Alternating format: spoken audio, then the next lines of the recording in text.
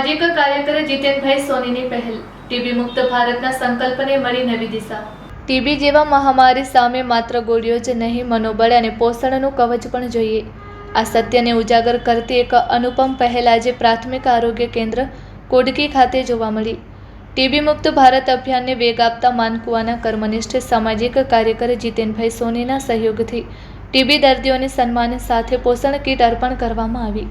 આ કીટ માત્ર અનાજ કઠોળની નથી, તેમાં એક સંદેશો છે, તમે એકલા નથી, આખો સમાજ તમારી સાથે છે। સારવારના દિવસોમાં જ્યારે શરીર નબળું પડે છે, ત્યારે આ પોષણ દર્દીની રોગ પ્રતિકારક શક્તિને બમણી કરીને તેમને ઝડપથી સ્વસ્થ જીવન તરફ ધકેલશે। આરોગ્ય નિષ્ણાતો માને છે કે ટીબીની સફળ સારવારના 50% શ્રેય પોષણને જાય છે।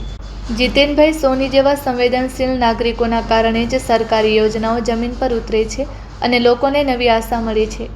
આજે કોટકીના આંગણે લેવાયેલો સંકલ્પ દેશભર માટે નવી દિશા બની રહ્યો છે।